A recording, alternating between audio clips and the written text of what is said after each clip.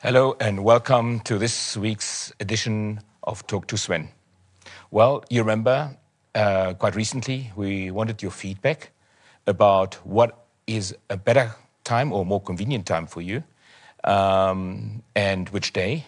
And the majority then voted for the Tuesday afternoon. So the future time of Talk to Sven will be now from 6 to 6:30 every Tuesday.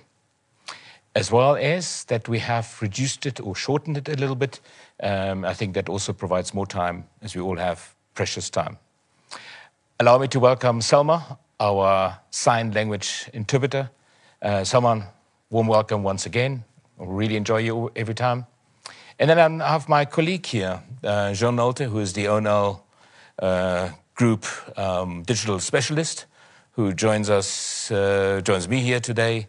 In fact, Jean has also joined us last week in the interview with Philip. So he did that interview. And then, of course, in the last 3 weeks, we talked about the very exciting topic of digital innovation. We talked about what it is. We talked about how important it is. We talked about the fourth industrial revolution, that if businesses don't embrace or convert this part, it will be difficult to survive, especially past COVID. And we've also talked about the hackathon, which may be a major opportunity to reintroduce maybe into Namibia or drive it. And we have definitely, we're very clear and sure that we want to introduce this as part of Talk to Sven in future. Right, Jean? Absolutely, Sven. I think the idea of a hackathon is excellent. I believe they can only come good from conducting something like it. And after speaking to various colleagues and watching last week's episode, we believe that it's not that difficult to set it up. So definitely keep an eye out. It's right around the corner. We're going to get it up and running. Good, yeah. But I heard that recently you've had an exciting experience. Would you mind sharing that? Absolutely. You know, our economy is obviously made of many segments, and it's one of those segments or industries where I don't think many people have the appreciation of what they do. So what I did is I got into a taxi and to take a ride in Windhoek. That's pretty cool. So it's a little bit weird to me that why would Sven Tieme take a taxi, because I believe you have your own car. Mm-hmm. So why would you give up the comfort of your own car and take a cab? Yeah, I think that's one of those things that we have to do. We have to take time to understand more the lives of people working in that industry, and especially post-COVID now. I think there may be opportunity also to help the taxi drivers maybe to do things differently or to help facilitate matters and so forth. And for sure, the taxi drivers are probably one of the more important industries since they take our colleagues, i.e. employees, from their home to work. And often too little respect and tribute is paid to that. But, Jean, let's have a look.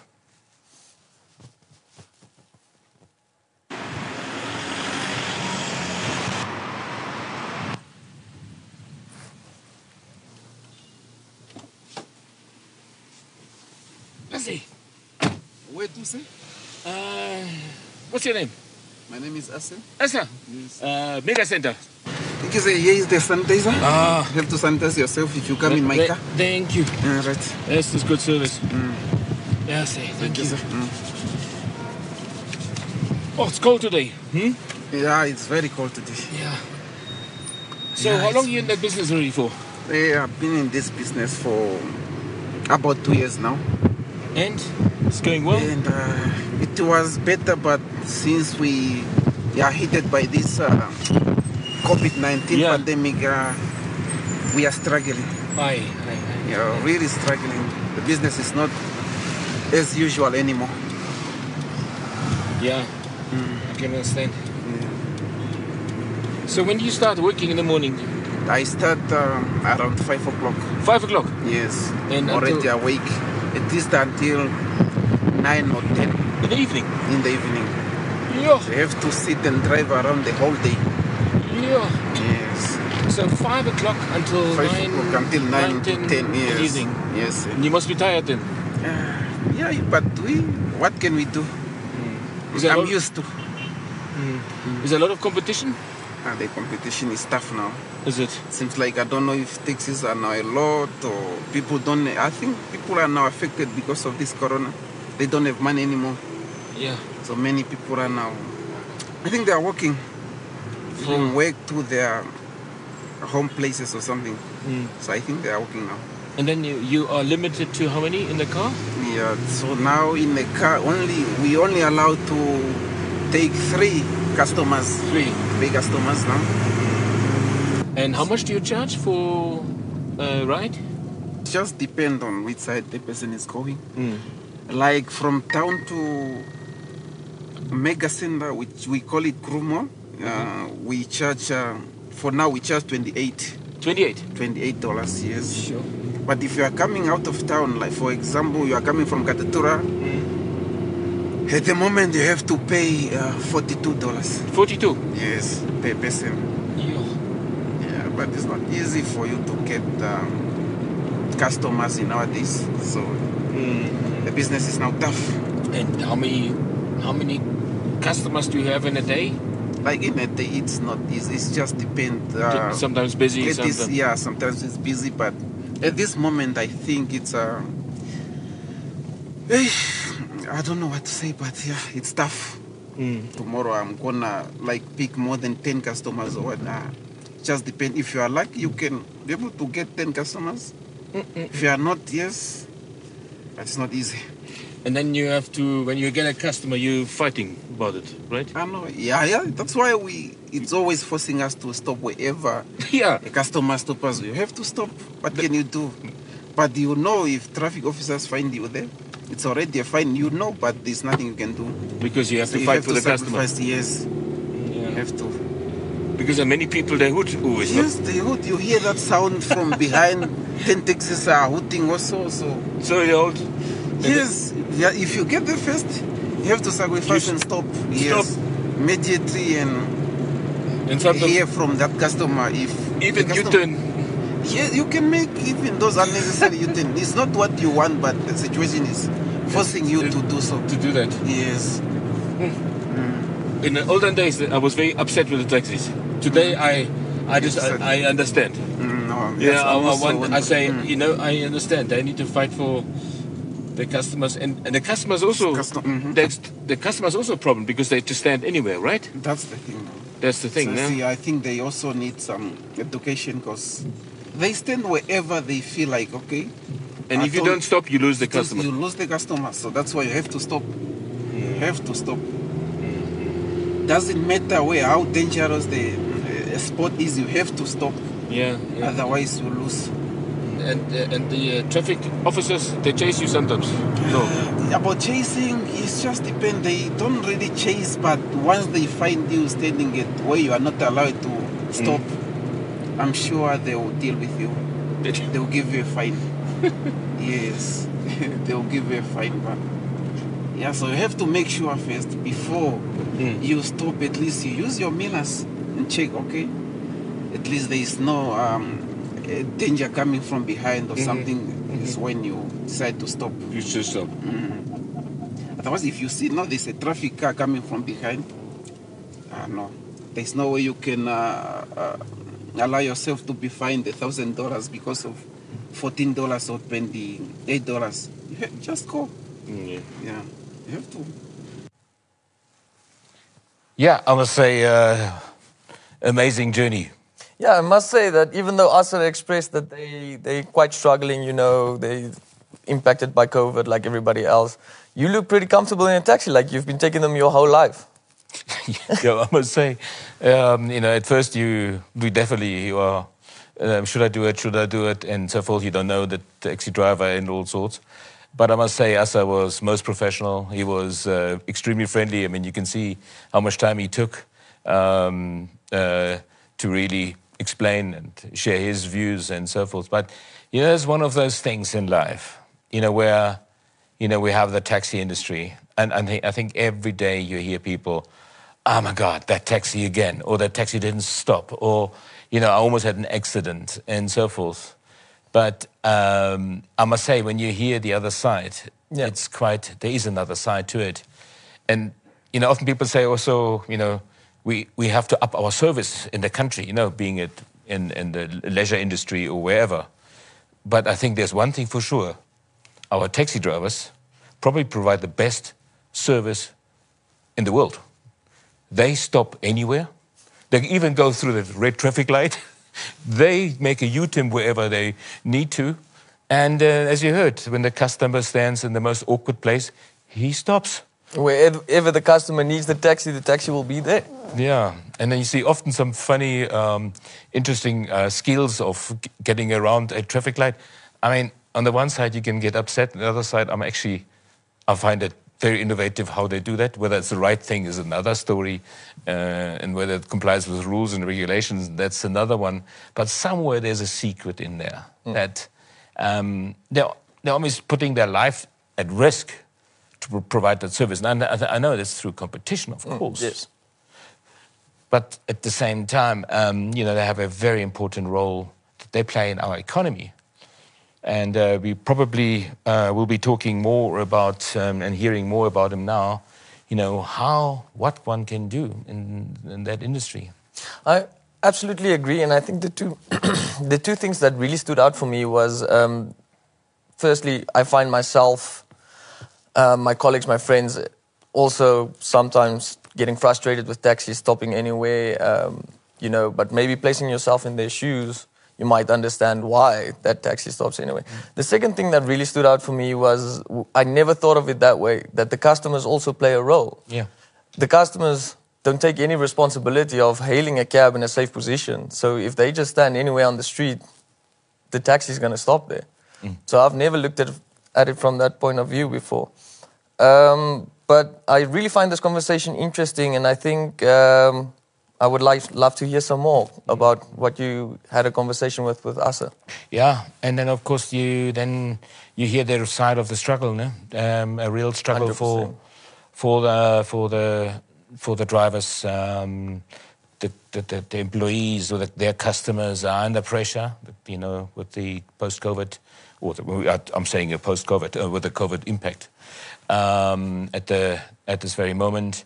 So, and they have to fight for every single thing. And that industry, and as I said before, it's extremely important, but they really struggle. Let's hear more about that. Let's hear some more.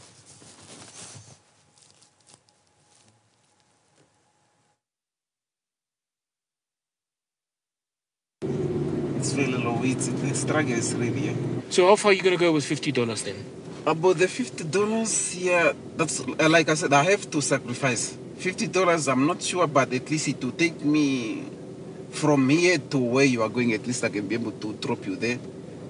And try again if I can be able to get more than the $50 that I fuel up. Yeah. Not easy. It's not easy. Hey. It's not easy. So I have to try. Because the $50 is the only cash I made so far, so I have to. Yes, $50, ne? 50? 50, yes. Yeah? Yes. So we hope the COVID comes under control. Man, not easy. It's not easy.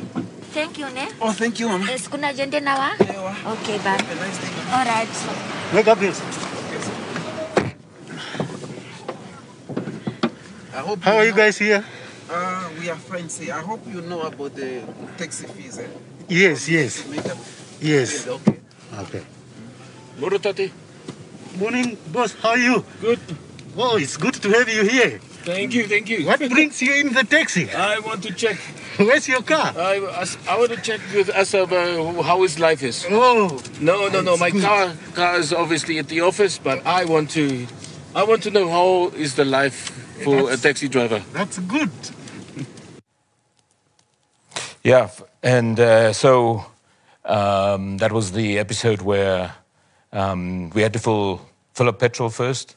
Obviously, that's the part I think we missed there, but I saw that the petrol gauge was already in reserve.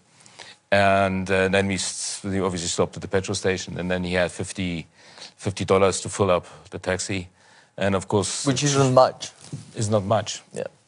And, this is you can see the struggle there. Then you save on the amount of money you have, but then you would have to go again. And there's a lot of these small things that, maybe because of the pressure, or because of the struggle, people have no choice, but yet it's very expensive to do it that way if you have to fill up 10 times a day. Yeah, if you think about the time it takes for him to go and stop and fill up his car, obviously it would be more efficient to stop, fill the car to the brim, and then just drive the whole day. But they get these minute amounts of money. The income is little bit at a time. So obviously he has to stop 5-6 times a day, which isn't very efficient. Yeah. And that's the point. I mean, there must be ways, and I think, with the ONL purpose, creating a future, enhancing life, we feel we own their future too. And then, obviously, if there's something one can do, to share, and maybe there's ways of making it more efficient, maybe one can do that. Let's have a look at the last piece of our very fancy journey. Are you from Windhoek? I'm from North. Oh, North. From North, so I just came here to hunt for a job.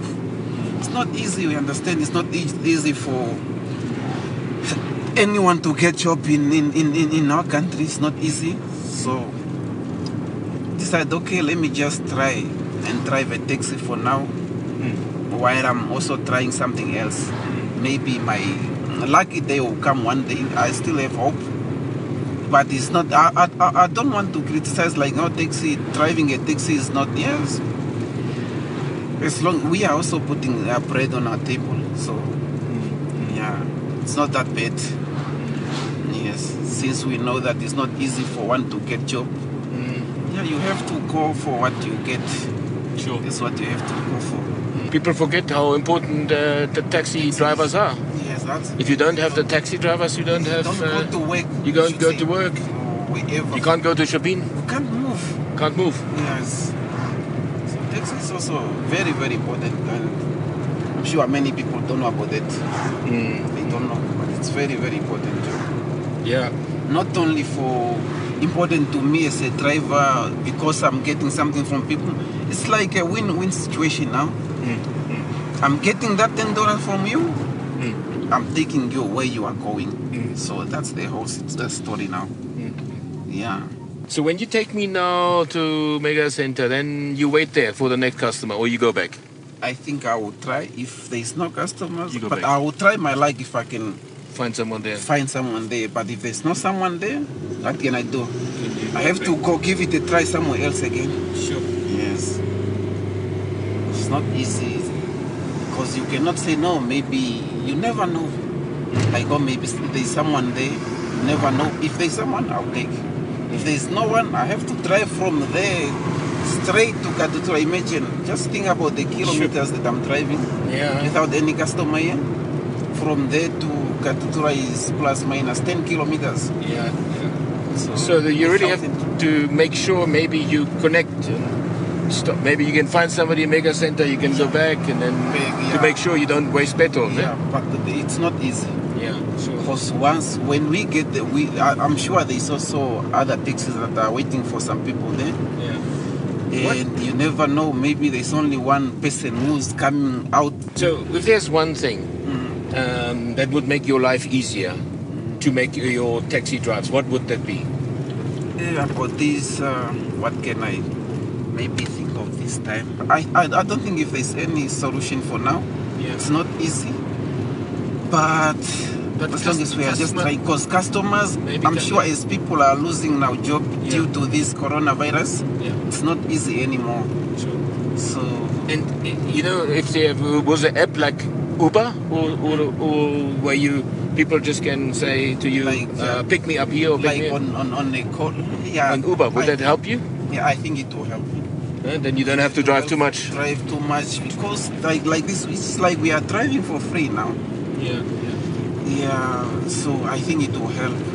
Go wherever you pick that person, you drop that person where the person is going, and you wait again for someone to call you. Yeah. And then you don't waste too much as we are wasting now. Sure. Because it's like we are now wasting more than what we are making. So.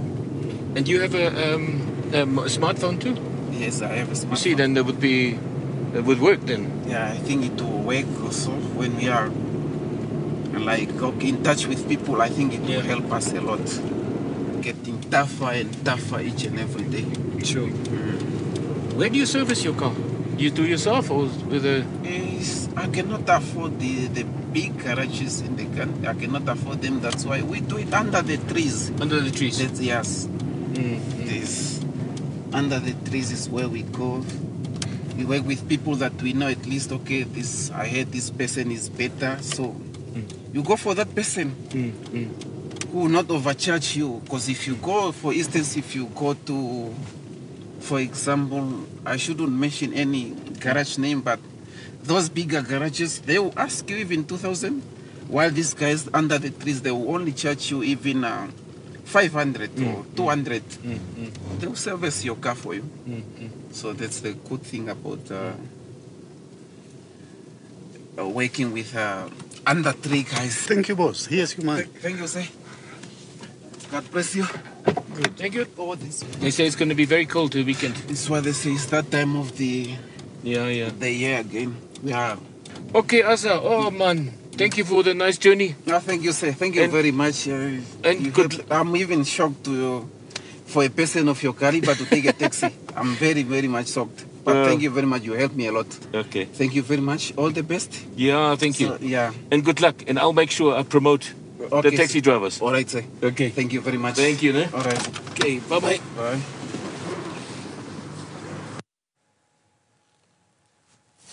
That was so awesome to watch, friend. But I have one question. What I did notice is you didn't pay us. Did you pay your taxi fare? Yeah, I think no, we definitely paid, and a few cents extra for sure, or a few dollars extra. I think it was an absolute honor to go with Asa. It was amazing just to hear from his perspective.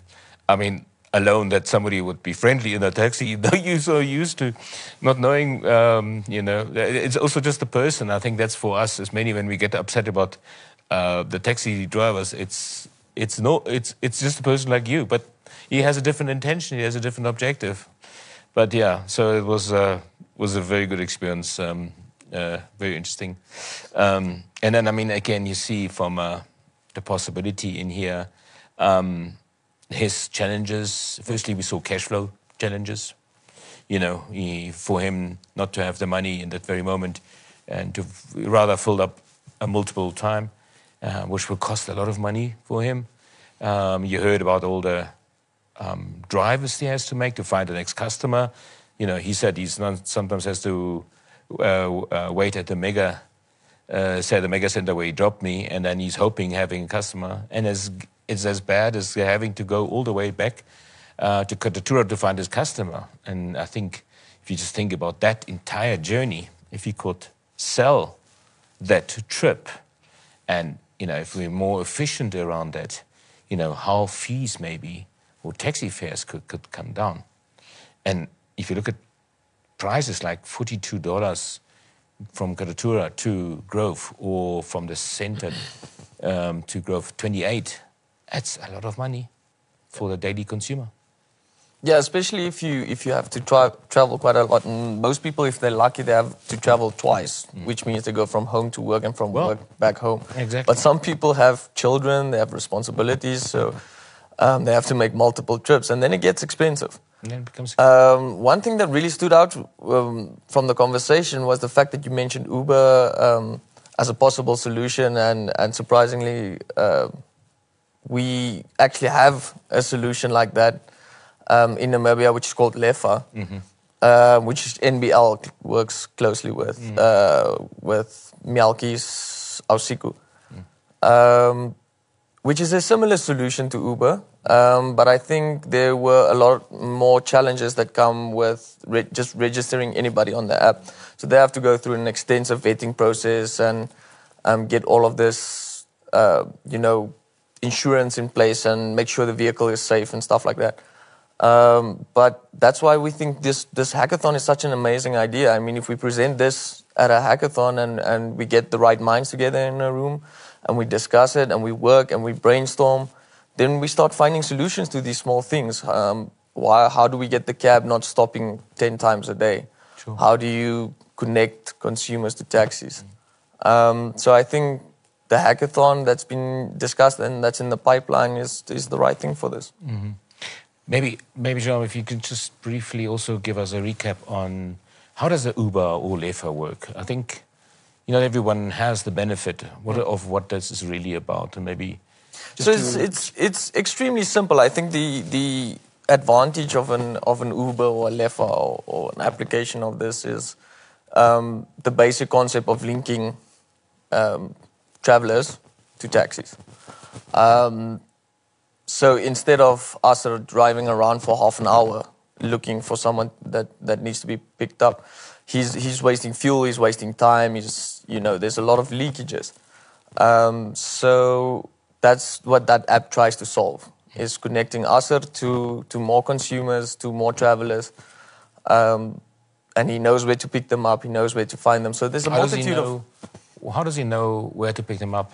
So that's where the GPS comes in. Yeah. So that's why you asked him, do you have a smartphone? So if he has a smartphone with a data connection, it uses the GPS and links you to the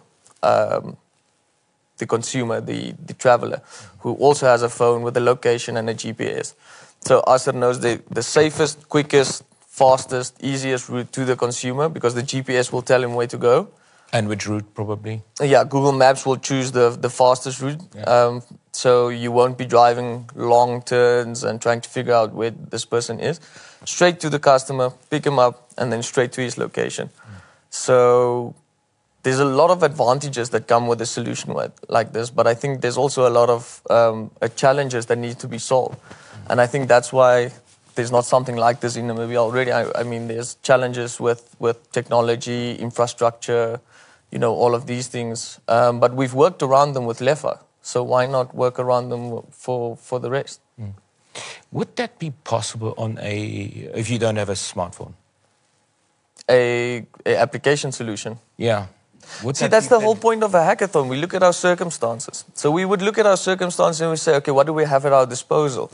So maybe we look at an SMS solution where it's an address linking kind of thing, I'm just spitballing ideas, But I think that's the whole point of getting the right minds in the same room. And then you say, this is our challenge. How do we solve this? And then we say, okay, but we don't have smartphones or we don't have free Wi-Fi everywhere. Sure. So how do we solve it? And then we come up with the solutions. And I guess maybe then there is if you don't have a smartphone, maybe there must be found a way to be able to call on a taxi through an SMS, which sends maybe a coordinates or something. But that goes straight to the closest because he's, again, with a smartphone. I don't know, maybe something like that. And then, of course, the next level would be a smartphone. So there must be various ways. And I think this could be a real hackathon. Yes, so a real interesting thing. Something I don't know a lot about, but I heard when we were researching LEFA and these things, in Sweden, they have this solution where they have taxi points. So it's like it's almost like a payphone, like a point where you press a button and the taxi gets notified that somebody's waiting at this point. That's interesting. For a taxi. And then it comes and picks them up. Wow. So I don't know the technology behind it and the whole story about it, but they have such solutions in other countries where your phone died or you don't have data or something like that you have taxi points where you can order a cab. Yeah, and once again, what an exciting journey it was for me. I think we heard now from Jean the possibility of a hackathon, And I can't imagine the benefits of what it would mean for customers to have a taxi perhaps closer to where they depart, or taxi drivers especially, don't have to share many roads emptied, much more being able to be more efficient and effective. And, there's so many opportunities you have to service under the tree and so forth. So maybe there are thoughts, ideas. I'd like to thank Selma once again to do the sign language interpretation, Jean for your contribution, and every viewer for your comments, your thoughts, and please share your thoughts and comments, which helps us to set up maybe our own /Talk to Sven first hackathon. See you next week.